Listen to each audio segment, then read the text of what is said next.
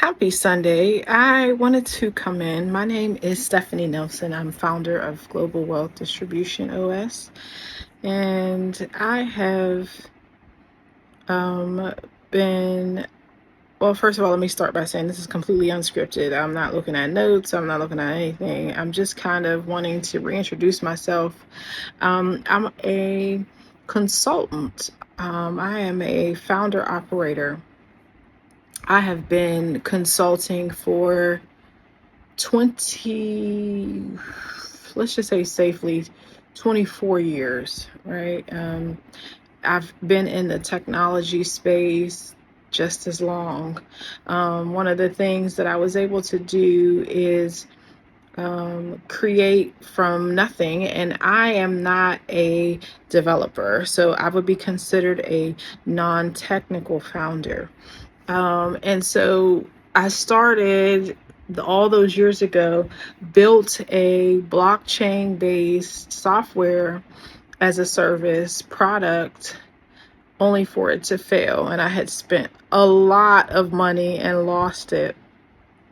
And I was shy about going back to that space. But after having been here in Nigeria over the last couple of years, December, I believe, will basically be 2 years that I will have been here. And it allowed me to become reacquainted with what I'm doing. Like everything always had a consultant, operator, tech component. Even in our tangible products, the supply chain work, the real estate development work.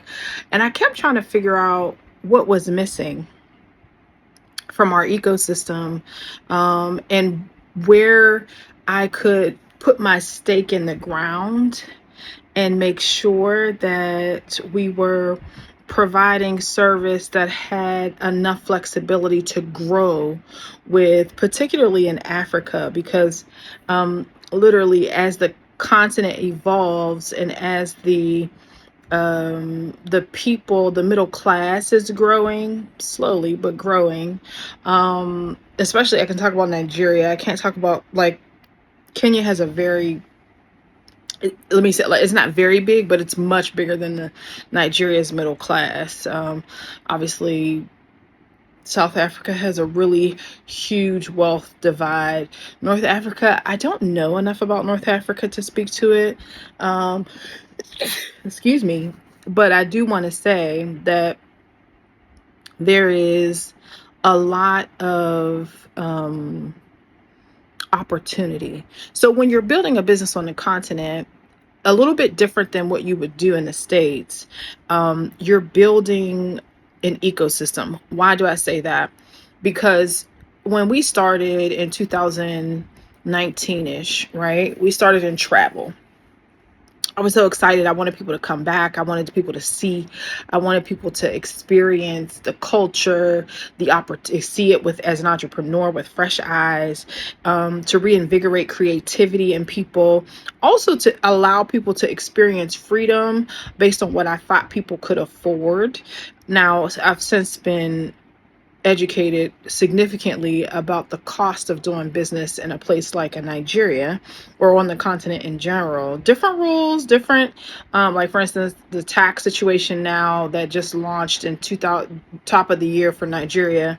There are beautiful caveats for strong, solid small businesses. But at the same time, once you cross a certain threshold in revenue, you start to see that it's like a little bit different than what you're accustomed to. And then there's like this, what I consider cultural tax, right? That's not talked about, in my opinion, enough. So I wanted to kind of, build tools and services that would be able to expand with the ever-changing environment. And it literally has sparked me again. I was, kind of tired. I had come out of a situation where I was mentoring a woman, and I literally, it was exhausting, and asked me why. It was exhausting because I felt like there was no traction. It was like the first mentorship experience that did not have um, the kind of results that I thought it should. And I was just like, oh, man, I felt a little bit defeated. Then I started going through all kinds of stuff in business. It just like sparked all this craziness. And I had to learn more about me than anything. And it caused me to be very clear about like, okay, don't compromise who you actually are. In this evolve, because you bring your full self into a new opportunity, a new situation. You bring all of your depth and wealth of experience. I have sat in rooms and absorbed so much information from people. I'm so thankful for the grace and favor of God that He allowed me to be put in rooms with people who are making huge decisions, and being able to absorb those, and even, just watching lately from the sidelines, but still being welcomed in those rooms. Crazy, and it's just my process, right? Everybody goes through their own journey, the ebbs and flows of entrepreneurship. Also had to deal with some character issues like, arrogance, pride, and confront those things. And, the Lord has a way of putting pause on things that you may not, no need to be paused. And so I'm grateful. So I said all of that to say, this is a long video, but I said all that to say that it's important that people understand why we restructured. So I used to have multiple brand names, multiple pieces, and I needed a way to put everything in one place. Since July of last year, we had been working on a digital magazine and producing content that was coming out every morning. It had kind of streamlined to every morning at 9 o'clock. First, we wanted to do big features because we thought was a great marketing strategy, but it kind of watered down our approach to being kind of a trust-led, institutional grade publication. And so what happened there was we just were like, okay, the content is good, but it needs to evolve and bring and melt. I said meld all of the different components that are inside our ecosystem. And so I think I'll try to post a picture of the piece of paper where I sketched out the restructure. And I was telling the story. I was in prayer, and literally I had no clue what I was like. Okay, I'm struggling with problem after problem after problem after problem after problem, from supply chain issues, and even to some of my major clients, supply chain issues, getting product out.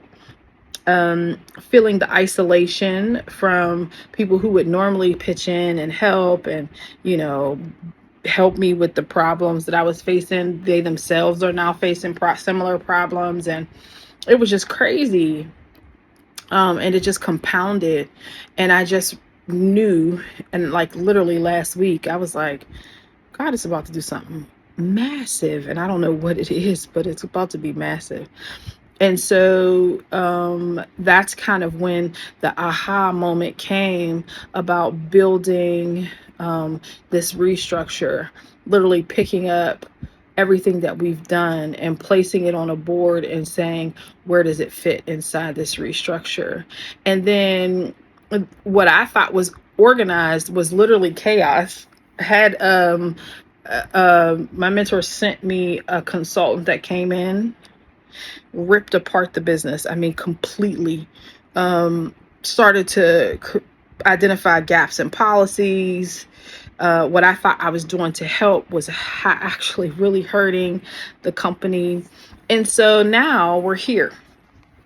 Right. And I think it's important to say that you can be, a really outstanding entrepreneur, but have those moments where, I recognized that I was a transactional entrepreneur. in this part of my life, it's kind of the second act.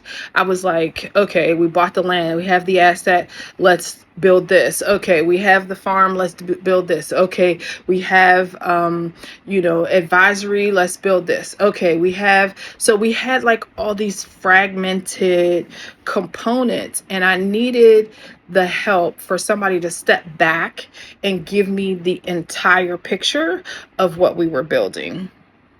With that said, I learned significantly about why it's super important for you as founder to always kind of stay in your lane. As a visionary and a person who, can, be a part of big vision, right? And you can even have these lofty plans. I have it's the 2030 benchmark. Then I have the 2035 and then 2040 benchmarks. That's cool, right? And you have infrastructure, business infrastructure around it. I remember talking to my sister, and we were talking about it. We was like, we got infrastructure for days.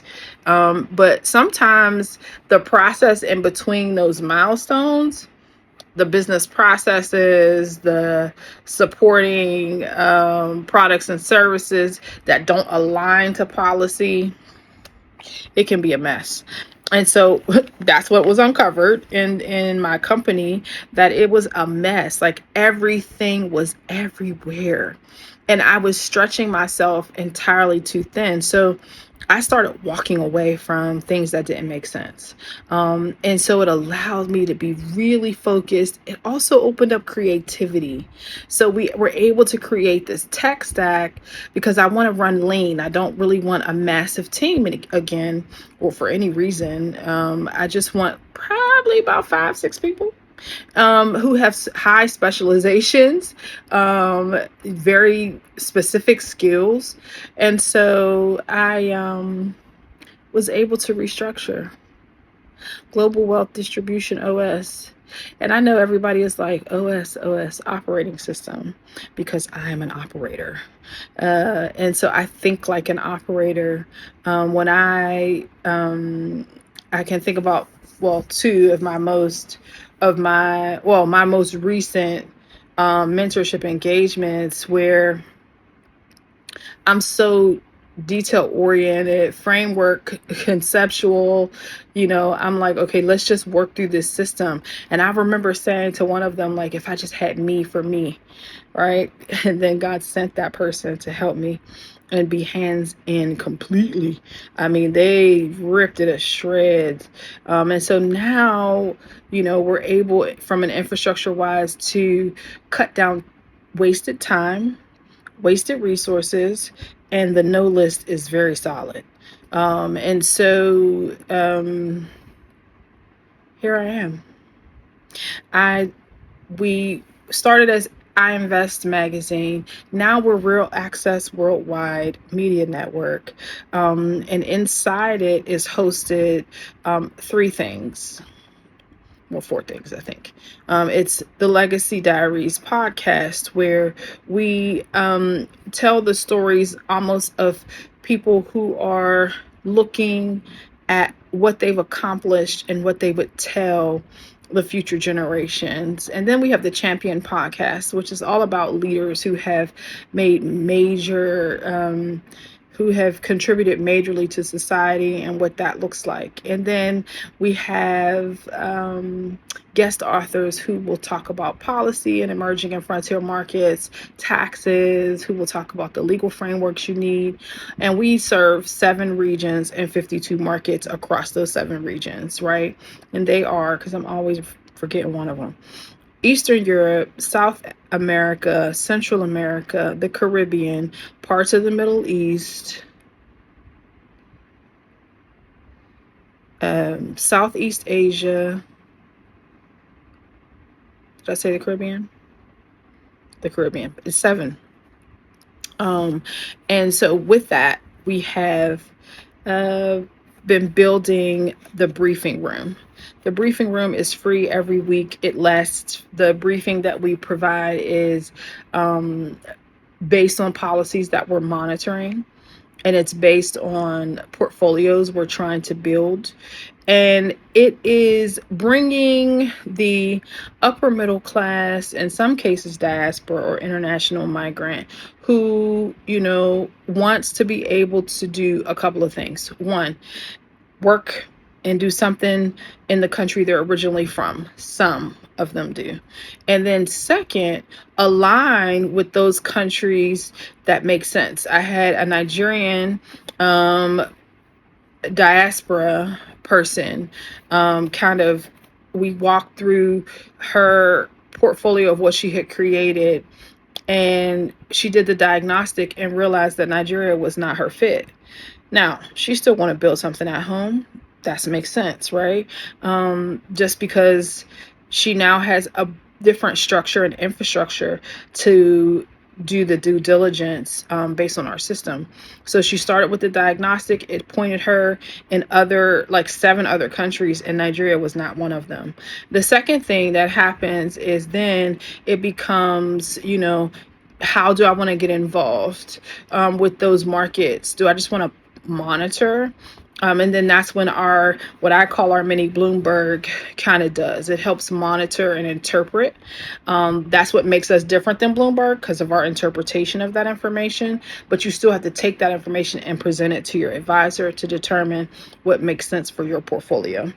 And then the other part of that too is that oftentimes when people are considering optionality with global passports and citizenships, but they don't always want to jump right in with a real estate transaction. For one, maybe they can't afford it. And two, it just may not be the best position for them right now. That may come later.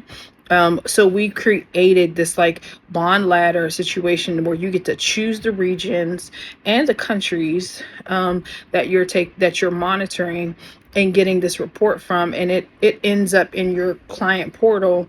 I think it's like monthly. And then, like, let's say you're now ready to do some deep dive diligence. Let's say you're like, okay, well, I need to learn more about this place that you're saying that I'm a match to. And so you have one of two options. One, I can go for you, or two, you can go yourself. And either way, when I say I should say we, because there's like 3 people now that'll travel with us to make sure that we do this well. And we set up the conversations and the meetings with the bright people. We go and put our eyes on everything. I don't care what market it's in or what region it's in. I don't care how trustworthy it is. One of the major issues in emerging and frontier markets tends to be that people do not trust, and the policy changes happen so fast, literally overnight in some cases, which is one of the reasons why we do the monitoring every 4 hours, because they could be putting something out. And that government information and those changes are gathered from multiple sources and then confirmed by multiple sources so that we can track. So the model that we have that is proprietary is the EMVUS, which is emerging market verified underwriting system. And so we've thought of it because we want to serve you as if you were an institution, because we believe that you deserve that level of service. Something that one of my colleagues says all the time around it's okay to give us what we deserve, and it's okay to deserve it. And I'm always in awe of that, because I think sometimes just because we're not of them, right? The ultra high net worth individual or family, we think that we don't have access to the same level of service. And I am advocating that we should have that level of access to service, and that I myself and company will give that level of access and service. And so then, once you've moved into diligence, sometimes it's us going to do the deep dive work around that particular market, that particular sector, and that particular investment concept and or idea, or something where you've seen it and it's like, okay, somebody said they want me to purchase this business in this market and I want to do that, but I need to know more. And so more than what's not on paper. And so we go and do that for you, and we present the report and findings along with the network and contacts that are necessary. And then the final place is deployment. Let's say you come into our ecosystem through the diagnostic and you're just like, I just want to put my money to work and I just want it to work. Our deployment arm basically has multiple options for you to invest in different things, so that you can then determine what makes the most sense for you. But it's only like we can only present what your diagnostic comes back and says you're eligible for. We restructured, so much more organized, so much easier, and the no list is solid, and I love it here. So the tech stack is amazing. We're still dealing with, finalizing each one of them so that they integrate well with each other. And then soon we're going to have an advisor academy so that we can onboard more advisors to serve in this market across these 52 markets in 7 regions. We restructured. So Real Access Worldwide is a media network, is literally a free tool. Like, we are just so that you can learn about these markets based on the recent policy changes and shifts. So every week it's a briefing that goes live, and then I have my own personal place. It's called Founder Notes, and it's just me thinking through, kind of what we're seeing, what we're finding, and in some cases advocating, particularly for the diaspora investor or the diaspora overall, who are ignored in the institutional financial world. And I feel like that's crazy, because they see remittances as like charity, nonprofit, whereas I see remittances and what it does on the ground. So my championing for that, being recognized as real institutional wealth, is what I'll probably be doing until I leave here. So I am super excited about where we are, what we're doing, and what's next. This was a long video, and if you made it this far, thank you. And if you want to be a part of Real Access Worldwide, just click I'm gonna put the link in somewhere, and either in the comment section or somewhere, and you can join for free and stay close to what's happening and things that are moving. And soon we'll be rolling out the tech stack in a little bit more of an organized fashion, because no matter what, you got to come through the diagnostic. And our diagnostic, by the way, and then I'll say this quickly. The diagnostic literally has hard gates. So if there's like a trigger in your taxes or anything like that, it's going to stop you and say, go back and figure out, what you're going to do. It won't really allow you. Now we're working through that because we feel like if you're going to pay the $497 to take it, you need to be able to finish it, so that you can get all the information and get the reporting. And I think I'll show it in a second on the screen so that you guys can see what the actual diagnostic looks like. It's not your typical like assessment report or anything like that, because it's not a quiz or anything. Like, you have to, it synthesizes real data to give you a real score based on our pillars, our readiness bands, so that you are certain about what it is that you're getting into. We restructured, and I'm excited. I said a lot of ums and everything in this video, so it's unscripted, yeah.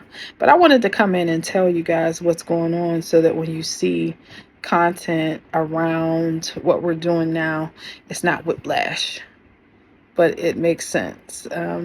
We just pulled everything into one, like almost like a linear Domino effect. And I kept saying that that's what I wanted, and that's what we did. Okay, guys, see y'all the next time.